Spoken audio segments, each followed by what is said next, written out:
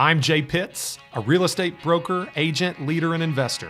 For the last decade, I've navigated the craziest of real estate markets this country has ever seen, selling over 2,000 homes, moving in and out of markets, always ahead of the curve. And now I'm bringing that perspective to you. This is your resource, and Real Talk About Real Estate starts right now.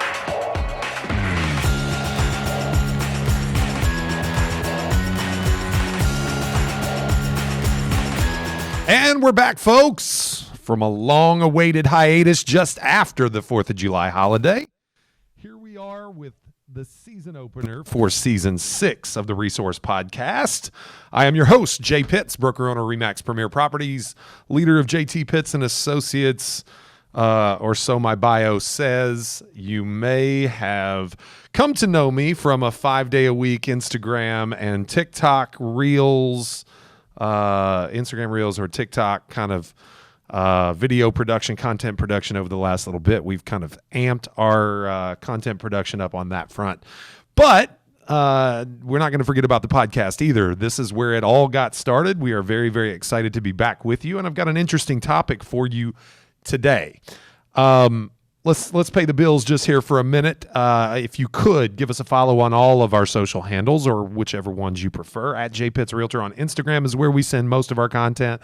We'd love your follow over on TikTok at J_Pitts, but you can find me at JTPA Louisville on Twitter. You can find the podcast on Facebook, The Resource Podcast, facebook.com/The Resource Podcast. On streaming platforms for this podcast and other podcast content, Apple Podcasts is where you find us. You can also find us on Spotify. Okay, let's get into it. Today, I don't like coming on here and standing in front of this microphone. And to be frank, it's not the easiest thing in the world to do, to have a conversation with yourself. We're not a guest-heavy podcast. I don't have a co-host anymore. So having a 30-minute conversation or thereabouts with yourself is not the easiest thing in the world to do. In order to do that, I have to feel fairly passionate about what I'm saying, and I don't like bringing you subpar content. So I have opted to stay away. Now, I've had some personal things going on. I had knee surgery. I had a couple of family vacations, closed out a really fun summer and got my kids back in school. I'm coaching ball, which is something that is also a passion of mine. So, no shortage of things going on. But, a big reason why I came back to the microphone today was that so many of you spoke to me when you saw me. People caught me in the hallways here at RE/MAX Premier Properties, or sent me a message asking or even a mild teasing about when the podcast was going to drop again. And so that gave me some inspiration to get my thoughts together. And I'm coming to you today with something that is incredibly impactful, has been impactful in my life. It's something that I circle back to, one of those seminal moments in, my career in real estate, my career as a leader in the real estate industry, my passion for leading individuals and having, a life by design. It is not from Life by Design, but I'm fairly sure a mentor of mine, Mr. Tom Ferry, prescribes to many of these same things. Think and Grow Rich is, in my mind, the most productive, the most impactful book out there for personal philosophy and achievement.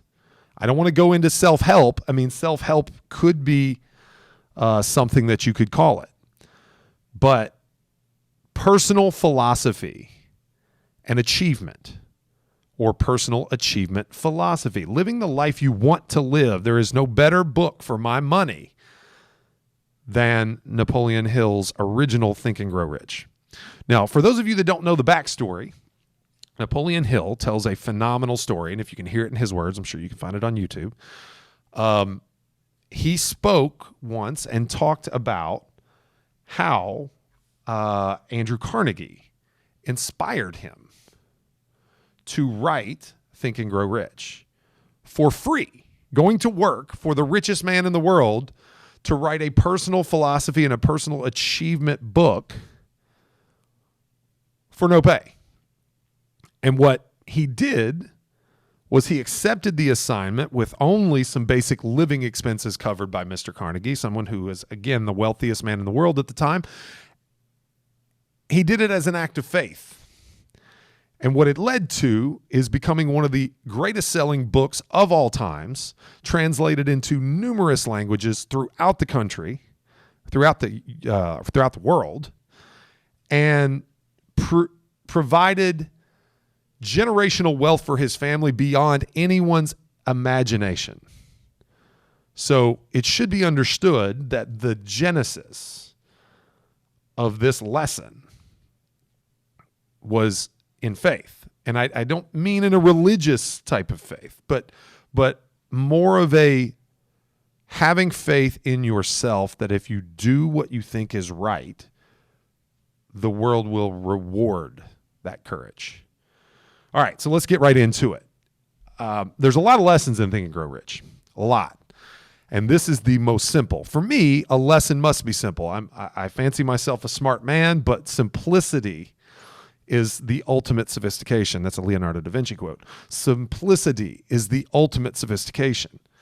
If you can say something incredibly impactful in a simple way, it resonates with people. It moves people to action. So anyway, the thing that I take most, and I got this from my father. My father was my first mentor, probably my most impactful mentor. And he taught me, right, that you can have a life that is completely by design. You can get anything you want, okay? And you can do so by following what is taught in Think and Grow Rich, and there are 4 requirements, just 4. Again, simplicity is the ultimate sophistication. So, basically, you have to start with number 1. Number 1 is a burning desire. Burning, as an adjective, is chosen for a reason. It has to consume you. This is not, as my friend Mr. Tom Ferry would say, is not an interest. It is a commitment. You are not committed, or you are not interested, you are committed. Your alignment is perfect. Your actions and your thoughts, your feelings. When I started in real estate, I wasn't passionate about real estate. I was passionate about being successful. I determined that real estate was a vehicle to have high achievement. It had this combination of things. It had a low barrier to entry. It had limitless income. It had flexibility. It had, entrepreneurial spirit. It had service, the ability to help others endlessly and receive great compensation for it. It had, aspects that pointed towards wealth growth through investment, limitless opportunity for education, interpersonal interaction, persuasion, all these things that I loved, all these things that I was incredibly passionate about were all rolled into one. I wasn't actively passionate about the idea of selling a house, 4 walls and drywall and bricks and a roof from one party to the other. That transaction did not inspire me, but what I could get from it, making my own schedule, what I could get from the industry, what I could give back to the industry is what inspired me. And I had this passion that was burning so intensely that I would not accept defeat under any circumstance. I had a chip on my shoulder, but it didn't border on negativity. It was that I will show you. You don't want to work with me? Fantastic. No big deal. I'll find someone else and I'll do my best for them, and they will have better outcomes because they chose.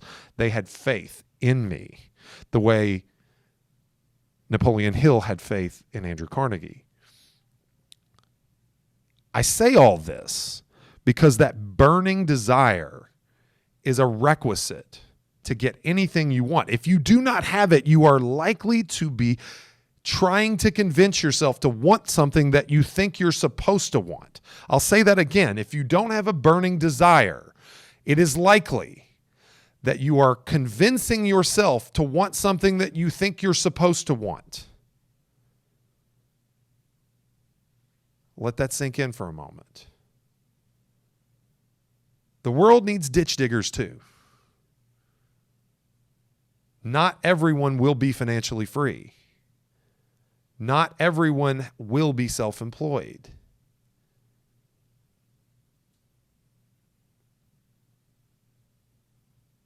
You got to be different.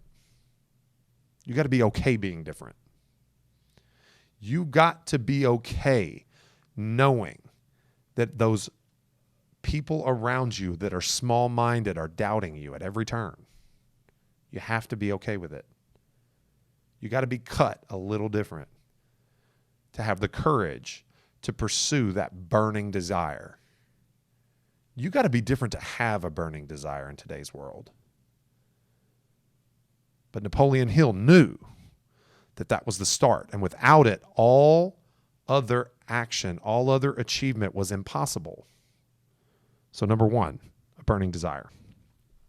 Number two, very, very much hand in hand with number one. That's why it comes second on the list. You must have a mind closed to all negative input. Not 1 ounce of negative input is accepted, allowed, permitted.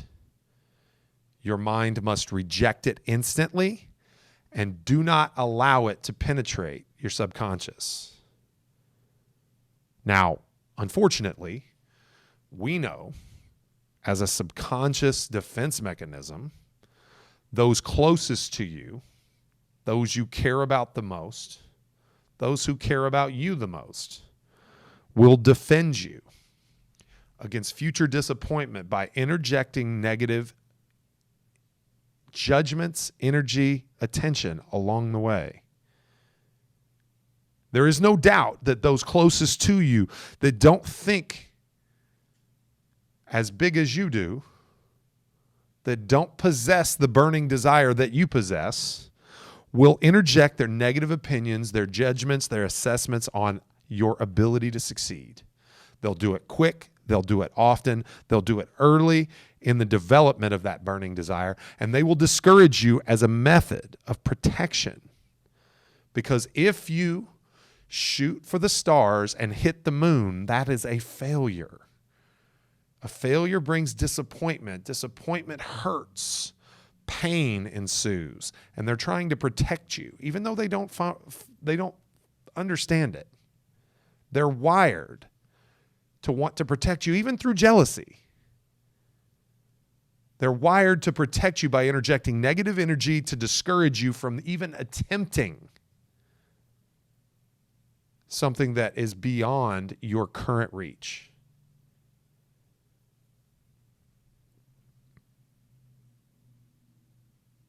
Sometimes you'll find inspiration in those who have little to nothing invested in you. Because all they get is what they get in a very short interpersonal interaction with you. And passion and desire and genuineness, they are qualities that read from the instant you meet someone.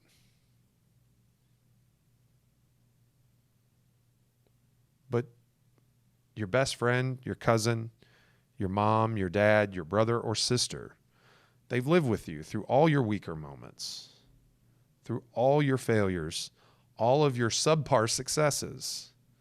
And they're quick to remind you of all of those, even when you're trying to rise above. You have to understand that this is where the discouragement will come from. And you have to bulletproof your mind and close it off to anything but encouragement. You must have a mind closed to all negative influence. Number 3, the boring part. The part where we figure out whether you're willing to talk about it or be about it. You must have a plan, preferably a written one. And in that plan, you must have continuous action towards execution of that plan. Now, it doesn't have to be carved in stone. Plans change. Plans edit. We have micro victories and micro failures. We don't let the negative creep in after the micro failures, and we don't get cocky after the small wins. We layer them. We learn from them. We progress, we grow, we edit, and we move forward. Sometimes plans take a long time to materialize. We celebrate our successes along the way, but we know that our job is never finished. Like fashion, we as people are never finished. This is where a good understanding of discipline comes in. Discipline does not have to be absolute. You're a human being and you will fail at times. If you quit smoking, you're going to have a cigarette at some point. You don't know when that minuscule failure is going to be, but one thing that you can do is prevent that one cigarette from turning into a pack, from turning into a habit that you keep for another 10 years. Because that individual failure does not constitute defeat. A plan must be worked on. It must be executed continuously. Because as human beings, we crave progress. A failure can be progress. It can show you a way that you're not to fail again. Okay, I learned that. I can't be around people that smoke. I quit using smokeless tobacco in 2010. That was 12 years ago. It was an awful habit I picked up in college playing baseball. And I quit on my wedding day. It's a story I don't know that if anybody really knows. I quit on my wedding day for my wife. It was a gift to my wife on my wedding day because it was an awful habit and it was very, very bad for my health. And about 10 or 11 months later, I had a little relapse. Now, I recognize that I'm not talking about like methamphetamine or anything like that, but it's an awful, addictive, nasty habit that makes you do bad things. And I started using again, but I was afraid to tell my wife. I had too much shame because it was a gift to her on our wedding day. And so I hid it, and she caught me, and I was ashamed. And I quit again, and then probably another few months later, I started up again, once again, ashamed of myself, and wouldn't tell her until she caught me again.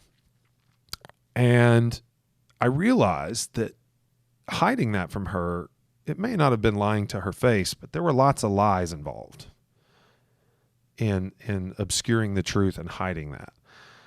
And I finally had to come to grips with my shame of failure, but the plan remained that I was going to quit. And so what I did was I edited the plan, and I said, babe, I love you and I'm sorry, but if I'm going to be successful, I need to know that you're not going to judge me. And so I can release this shame and I can have your support if I mess up. And I need you to know that I genuinely want this. And it was all I needed at that moment. Didn't know I needed it. Was her to say, okay, I'm in. I got your back. And I never used the stuff ever again. It's been 12 years. And I don't think I ever will. But one thing I also learned is that when I go play golf and there's another guy with me that does it, I don't need to sit in a cart with him for 18 holes. It's pretty simple, right? Like there are probably more serious addictions to kick. And I'm sorry for the story with fairly, limited impact on my livelihood or all of that. I don't claim it to be relevant. It's probably why I've never told the story, but it really, really works in expressing what a plan and continuous action is toward the achievement of any goal. Right? And negative energy for that much. I allowed that shame to creep in and it kept me from achieving my goal. So a plan and continuous action and progress toward achievement of the goal is what you crave. It's one of the single greatest motivating factors that human beings have is progress. So keep that moving. Keep that moving. All right. Last, certainly not least, you must have a mastermind. For those of you that don't know what a mastermind is an individual. It's a human being. It's a person for you to bring along with you to counsel you in your pursuit. There's a couple of qualities, and the search for a mastermind with respect to any endeavor is incredibly important. You should take it seriously. It's typically someone who is balanced emotionally, someone who doesn't get too high, who doesn't get too low. It's someone who is secure in their own life and their own pursuits. It's probably someone that has masterminds of their own with regard to certain pursuits. You may be even their mastermind with respect to some of their pursuits. And they're going to return you the favor on what you're trying to achieve. It's also someone that celebrates the title of being the mastermind. You ever got somebody in your life that just never seems to have time for you? They're bothered by your presence. They may love you. They may care about you.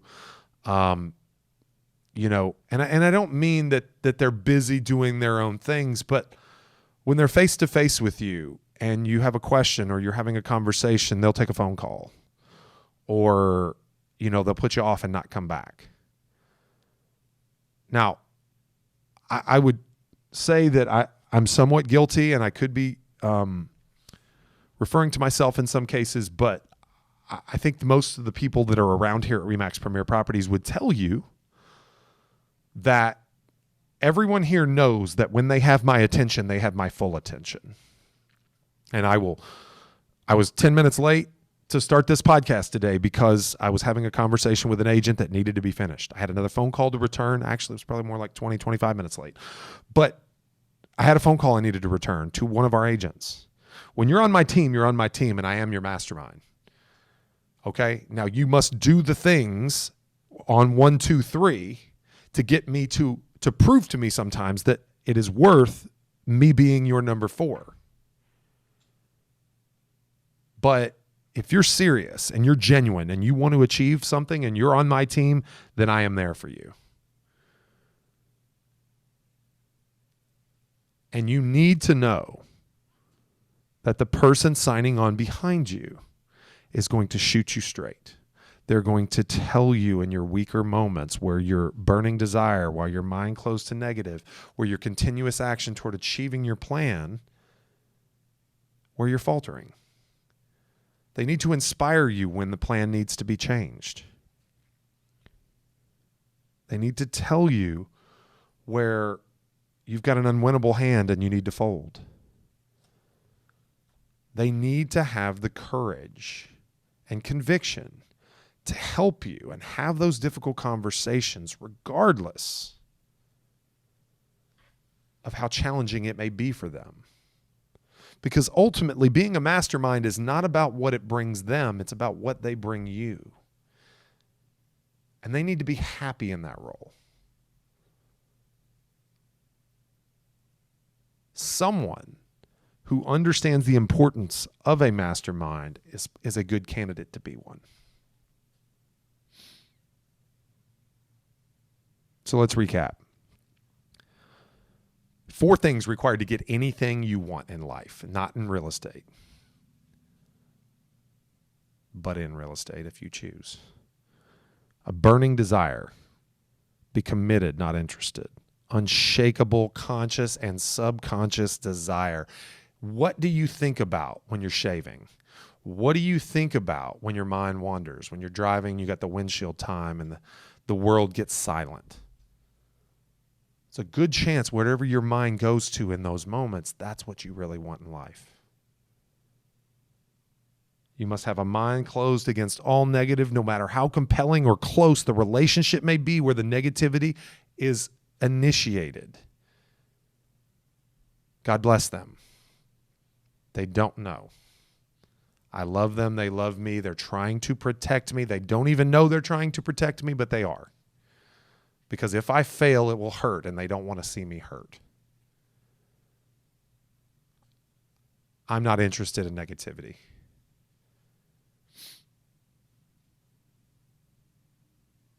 And you absolutely don't need negativity from your mastermind.